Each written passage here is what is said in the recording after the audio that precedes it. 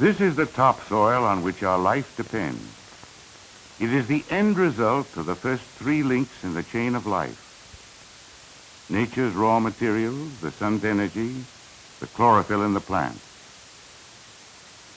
Although plants and animals are supported by topsoil, they also depend upon each other. Furthermore, their well-being depends upon the organization and balance of the entire living community. That community is made up not only of the plants and animals themselves, but also their environment, soil, and water. We are now going to see how this community is organized and how each member contributes to the whole. Our story begins with a succession of plant stages, a story of endless change and competition. In a marsh, we find plants like water lilies growing in fairly deep water. Through the ages, they die and add their substance to the bottom, which rises, until shallow water plants like the pickerel weed and maiden cane grass get a foothold and crowd out the lilies.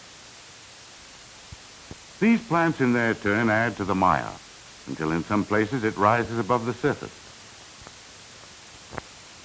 And now the giant pitcher plant gets a footing at the water's edge.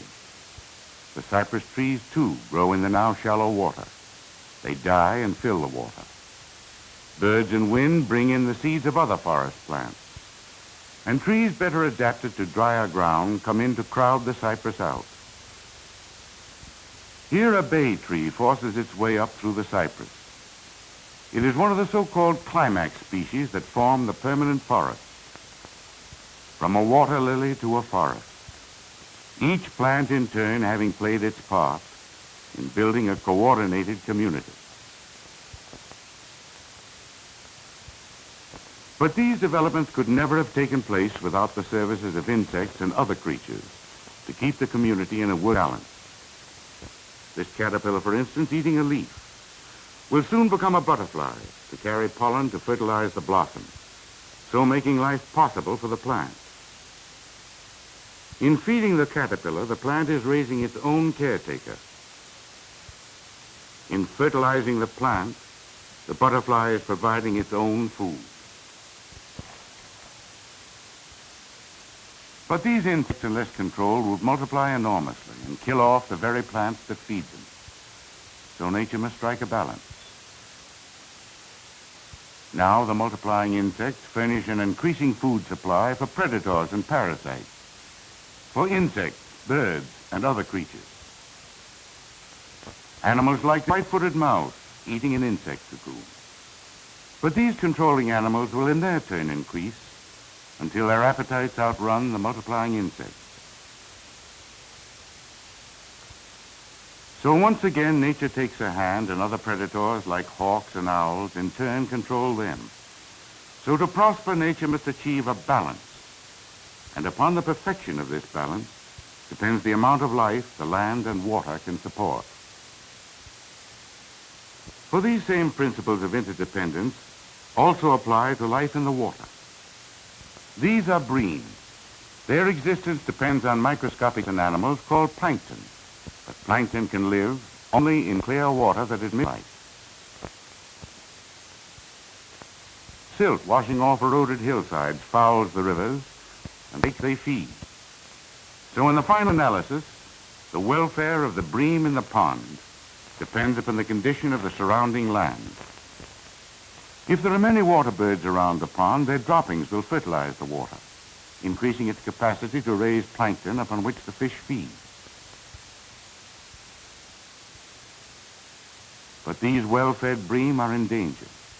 They are increasing beyond the capacity of the pond to support them. However, the introduction of the right proportion of predatory fish like bass will keep them within the limits of their food supply. As the bass increase, fishermen may catch the surplus, thus helping to maintain the balance. But they must always leave enough bass to hold the bream in check. For the bream eat the bass eggs, and if they eat too many, the bass will slowly disappear, and then again, the bream must starve. The top bass here is 1 year old. The one beneath is 2 years old. Yet the top bass weighs 16 times as much. He was raised in a properly balanced, fertilized pond. The same basic principles of interdependence reach down into the soil. As this grain of corn puts forth roots, it is actually building the soil's elements into new and useful combinations. In much the same way, minerals have been made available in useful combinations by living forms of the past, and their work recorded in fossils such as these.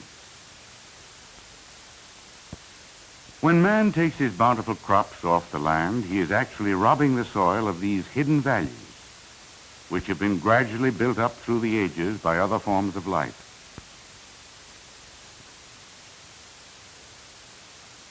We can sometimes replenish the soil by adding proper fertilizer. But the minerals we dig up for this purpose cost our farmers millions of dollars each year. They may help keep our worn-out lands productive, but we pay for it in higher food prices. And those who can't pay in dollars must pay in other ways: hard work, hunger, and poor health. For if the soil lacks certain balanced qualities, it cannot give its crops the power to raise healthy people and animals. These cows are eating what would be perfectly good grass. Actually, they are starving. They starve because this soil lacks one single element, cobalt, essential to their well-being. At the University of Missouri, Dr. William Albrecht tried raising hay on 3 plots of soil. To one, he gave no fertilizer. The next, he fertilized with nitrate of soda, and this produced nearly twice as much hay per acre. To rabbits, a pound of this nitrogen-fed hay produced less meat than a pound of the small, unfertilized hay. To his third plot, he added all the important minerals that the crop needed. This plot produced less hay than the nitrogen-fed plot. But each pound of this hay produced nearly twice as much meat as the much bigger nitrogen-fed plot.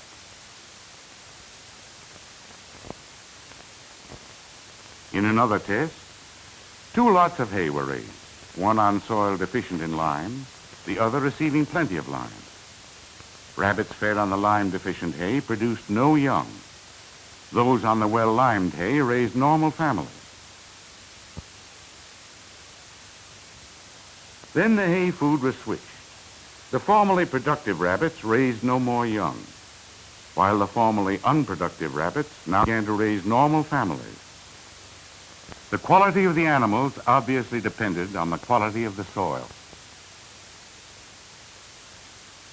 Now we see the true meaning and need for conservation.